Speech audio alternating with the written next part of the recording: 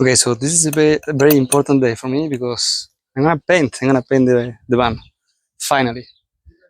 So it took me a lot of time just to sand it all. Just I didn't repair it that much because I didn't thought it was worth it. It's gonna be my first van. It was a cheap van, and making a complete body shop would be like crazy. Okay, so this is a mix. It's having this epoxy primer. It's like 5:1, and then a little bit of dissolvente, like just dissolvente. I don't know how the fuck is that in English. Okay, so I'm gonna mix it and start. Okay, so this is where the real fun starts. What I discovered is that I fucked up with the mix of the paint, so I didn't make 5:1, and it was a little bit thicker than it should. So you wanted to do it properly, so it gets more watery, and you can paint like faster than me. Because if you put it thicker, you get only like a very little amount of paint coming out from the gun. Even though if you just tune up the gun just to do it more, it won't come out. So another thing I discovered in this whole process is that if you don't have the paint gun to tune very good, so it flows a nice amount of paint, it will take forever. So I thought I could do this like in 4 hours, but I couldn't. And also the sun changed from one side to another side. So what I discovered is I need to, because the sun starts to go from one side to other, you paint one side, then the sun comes to the other one, then you paint the other side, and you go playing with where is the sun just to paint it. If you're painting outside, um, theoretically and practically, you want to paint it inside a place without any wind and without any dust that can come out. But I didn't have that option because this is so big, so tall that it doesn't fit in my garage, even though I had like a big workshop garage. So yeah, that's a thing you have to keep in mind. What else? More consideration about the priming.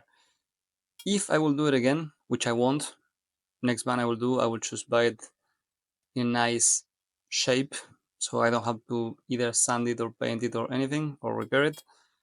I will roller paint this prime paint and then sand it. I think it could have been like much easier and faster. Um, okay, about the paint gun, I bought a second paint gun because it was very hard to clean. Even though if you know what you're doing, you need a lot of thinner and cleansers so you get it right. So it was cheaper to buy another one for $15 euros, and I will make sure that the next paint is gonna be perfect. And about the paint gun, they come these filters that you pour the paint on the filters, and it gets very watery. So you want to buy those filters because they makes the work so much easier. I didn't do it with the primer, but I did it with the real paint that I was putting after that.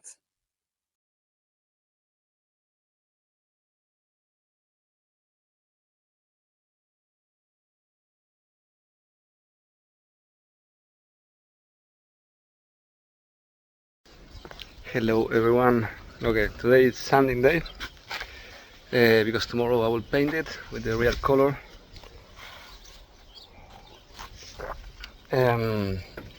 So for sanding, you need to sand it because it has this little remarkable paint, like little things of paint, and you want it completely, to be completely smooth. So in order to do that, you will use a sanding of 500 grain and water. So basically you do this,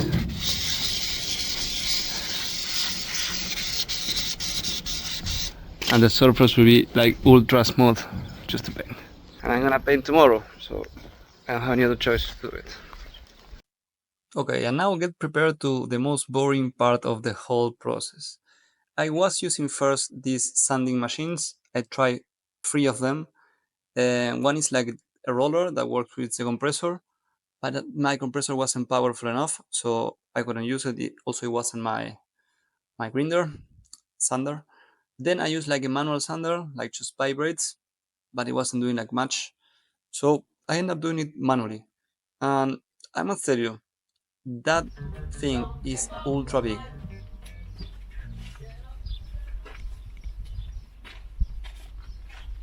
Okay, so this is important. If you got some parts that there is like thicker drops of paint, I prefer to use this kind of sanding, which the grain is like more abrasive, and then using the 500. Okay, last but not least, you want to put the sandpaper, the paper sand, into water and then sand the van, because that will give you like the ultra smooth surface.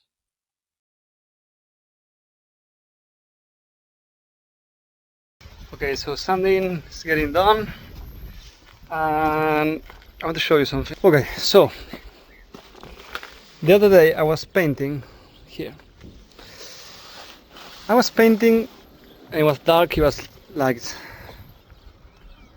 10 at night. It was almost dark, and I got approached by this size of a wasp. This size, like, just, I'm not lying, very big black wasp. So I was painting with the paint gun. I didn't have the cap on the thing because it was missing. So I threw all the paint through the air, to my eyes, to my hair, to the van. So this is the result. This is the result. Big, thick paint that I will need to sand properly, much more than I was doing now with this 500 sand. I have to be like an 80 again. So yeah, be careful of the wasps. So only positive thing about sanding is I got a really nice tan because I was under the sun for the whole time. And that's it, sanding is over. Okay, so after the painting of the primer, the van, heading again to the hardware store to buy like the real paint. That's gonna be like the official color. And for a variety of reasons that now I understanding how car painting works. So I need a better gun, a better paint gun, and I need like this very thin sanding. So then I can just make a perfect setup. So let's go there. Low displays, by the way. Okay, so after sanding, you want to give the van a good rinse because all that sanding is everywhere. I give 2 rinses to it. Once when I finish and once the other day before I was going to paint it, then it dry, and I could make the second paint, just that paint that you're seeing there. And in case you like the color is called RAL 7022, and I will leave it there for you. It's like a dark gray petroleum color that shines different with the sun. I saw it on one guy's video that I will try to find and put it here, and yeah, I think I love it. Military gray, the primer was also very cool, I'm not gonna lie, but I like this better. What you want to do is keep like a very steady pass of the paint gun and not go over the places again. That will give you like a very uniform painting. I made a mistake. At the end I just let it dry, and I want to fix some parts that maybe I left not much paint on it, and I paint them and it was worst. So don't pass again from the same part unless you want to make a complete other pass of the gun of the whole area.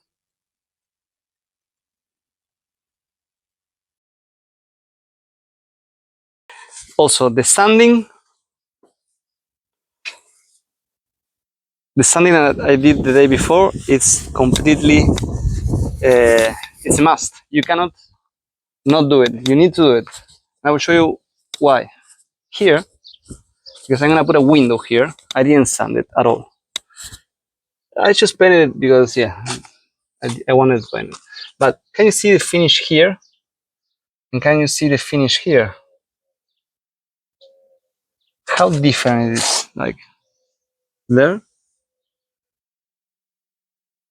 and there.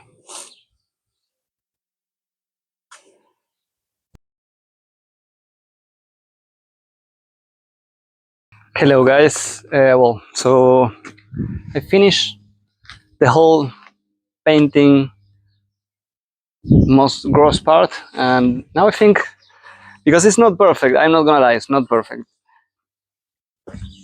I had to put the windows here, so that's a matter here. But for example, I make some correction here because I thought it didn't have like much paint as it did. Same here, but it's a different color.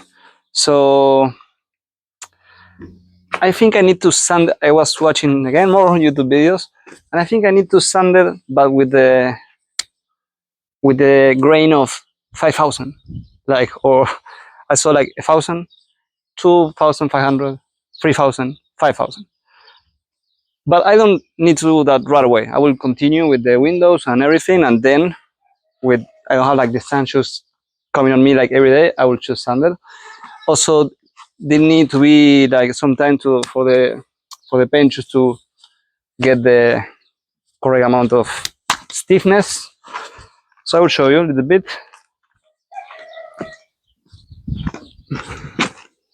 So this is the result. It's not bad. It's not bad at all. But to be honest, I don't think it will be much difference if I made it with a roller paint. Also, if you roller paint it, then you can also sand it and just get it perfectly. So I don't know. Let's see what happens. So far, I will just peel everything that it's on the back, like all this masking that I hated so much. So this is gonna be fun for me, at least.